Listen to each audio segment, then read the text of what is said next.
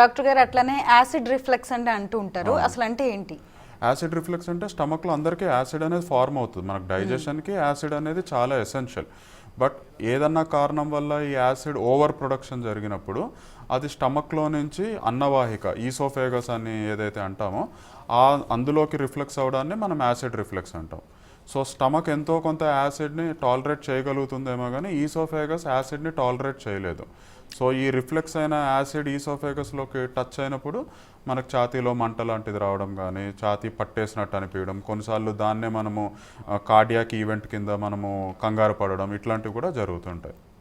Okay, అట్లనే infections వస్తూ ఉంటాయి, స్టమక్ ఇన్ఫెక్షన్స్, వీటి వల్ల కూడా గ్యాస్ ట్రబుల్స్ వచ్చే అవకాశం ఉంటుందా డాక్టర్ గారు? అంటే స్టమక్లో అంటే ఇప్పుడు స్టమక్లో హెచ్ పైలోరీ అనే ఒక బ్యాక్టీరియల్ ఇన్ఫెక్షన్ వల్ల పొట్టలో అల్సర్స్ కానీ, కొన్ని రేర్ సందర్భాలలో అది క్యాన్సర్ కింద మారే ఛాన్సెస్, హైపర్ అసిడీ ఇట్లాంటివి రావచ్చు. పేగులో వచ్చే ఇన్ఫెక్షన్స్ వల్ల ఎక్కువగా వామిటింగ్స్ లాంటివి కానీ, లేదంటే లూజ్ మోషన్స్ లాంటివి కానీ, పెయిన్, తర్వాత మోషన్లో బ్లడ్ పాస్ అవ్వడం కానీ, ఇట్లా అంటే ఆ infection A part of the gastro intestinal ట్రాక్లో ఉందనే దాన్ని బట్టి మన సిమ్టమ్స్ అనేవి మారుతూ ఉంటాయి అన్నమాట. ఓకే, అలానే చాలా మంది ఫుడ్ అనేది కొంచెం లేట్గా తీసుకోవడం జరుగుతూ ఉంటుంది, లేకపోతే అసలు ఆ పూట స్కిప్ చేయడం కూడా జరుగుతూ ఉంటుంది, వర్క్ హడావిడి, ఒత్తిడి, స్ట్రెస్ అన్నిటి వల్ల. సో దానివల్ల కూడా గ్యాస్ వచ్చే అవకాశం ఉంటుందా? ఉంటుందండి. యాక్చువల్గా ఏంటంటే ఇప్పుడు రెగ్యులర్గా మనం ఒక టైంకి తింటూ ఉంటే మనము మన బ్రెయిన్కి పలానా టైంకి తింటారు అనుకుంటే దానికంటే కొద్దిసేపు ముందే అది పొట్టలో యాసిడ్ని, తర్వాత డైజెస్టివ్ ఎంజైమ్స్ని, వీటన్నిటిని రెడీగా ఉంచుకుంటుంది మనం తిన్న ఆహారాన్ని డైజెస్ట్ చేయడానికి. సపోజ్ ఇప్పుడు మీరు 1 గంటకి రెగ్యులర్గా తింటుంటారు, సో 12:30కి ఆ టైం కల్లా స్టమక్లో యాసిడ్ అనేది రెడీగా ఉంటుంది, తర్వాత డైజెస్టివ్ ఎంజైమ్స్ అన్నీ యాక్టివేట్ అయ్యి ఉంటాయి. బట్ మీరు ఆ 1 గంటకు తినకుండా అదే 2కో 3కో తిన్నారనుకోండి, ఈ స్టమక్లో ఉన్న యాసిడ్ అంతా ఖాళీగా ఉంటుంది కాబట్టి అదంతా రిఫ్లెక్స్ అయ్యే ఛాన్సెస్, మంటల వచ్చే ఛాన్సెస్, నొప్పి ఇట్లాంటివన్నీ జరగవచ్చు. ఒక హాఫ్ అన్ అవర్ అటు ఇటుగా పర్వాలేదు, but more than 1 hour 2 hour gap కనుక వస్తే డెఫినెట్గా ఇట్లాంటి సమస్యలు వస్తాయి. ఇది ఏజ్ పెరుగుతున్న కొద్దీ ఎక్కువగా వస్తుంది అన్నమాట. గ్యాస్ వచ్చిందని చెప్పి సోడా, కార్బోనేటెడ్ డ్రింక్స్ అన్ని కూడా తాగడం చూస్తూ ఉంటాము. ఇది నిజంగానే గ్యాస్ నొప్పిని తగ్గిస్తుందా, గ్యాస్ అనేది పోయేలా చేస్తుందా? అంటే చాలామంది ఇది ఒకటి చెప్తుంటారు, ఆ సోడా తాగినప్పుడు కొద్దిగా త్రేన్పు లాగా వచ్చి రిలీఫ్ వచ్చిందని.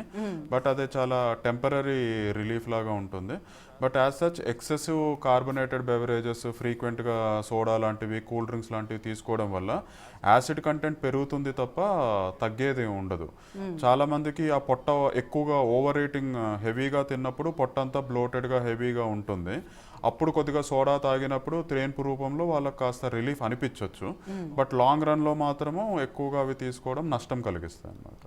ఓకే, అట్లానే కొంతమంది ఇప్పుడు గ్యాస్ వచ్చిన వెంటనే ఇవి వాడుతూ ఉంటారు కదా, సిరప్స్, టాబ్లెట్స్ వాడుతూ ఉంటారు. సో అవి రోజు డైలీ వేసుకోవడం చూస్తూ ఉంటాం, చాక్లెట్ బిళ్ళల్లాగా. అలా వేసుకోవచ్చా రోజు? రోజు మాత్రం డెఫినెట్గా వాడకూడదు. చాలామంది అట్లా ఓవర్ ద కౌంటర్ కానీ, లేదంటే ఎప్పుడో 1 ఇయర్ బ్యాక్ డాక్టర్ ప్రిస్క్రైబ్ చేసి ఉంటారు ఫ్యూ వీక్స్ కానీ ఫ్యూ మంత్స్కి. But as a routine BP, sugar tablet వేసుకున్నట్టు వేసుకుంటుంటారు. దానివల్ల చాలా నష్టాలు జరిగే ఆస్కారం ఉంటుంది. అందులో ముఖ్యంగా చెప్పుకోవాలంటే ఇన్ఫెక్షన్స్ ఎక్కువగా వచ్చే ఛాన్సెస్ ఉంటుంది, ఎస్పెషల్లీ లంగ్స్కి సంబంధించి. అవి కాకుండా కాల్షియం డెఫిషియన్సీ, బోన్స్ వీక్ అవ్వడము, B12లో డెఫిషియన్సీ, తర్వాత ఐరన్ అబ్జార్ప్షన్ సరిగ్గా లేకపోవడము, ఇట్లాంటివన్నీ వచ్చే ఛాన్సెస్ ఉంటాయన్నమాట. ఇవే కాకుండా కొన్ని సందర్భాలలో కిడ్నీస్ మీద కూడా ఎఫెక్ట్ అవ్వడం, మోర్ దెన్ ఫ్యూ ఇయర్స్ కనుక ఈ గ్యాస్ట్రిక్ మెడిసిన్స్ వాడడం వల్ల కిడ్నీస్ మీద కూడా ఎఫెక్ట్ అనేది చూస్తూ ఉన్నాం అన్నమాట. సో ప్రిస్క్రిప్షన్ లేకుండా అట్లా ఎవ్రీడే వాడడం మాత్రం చాలా రాంగ్ హ్యాబిట్.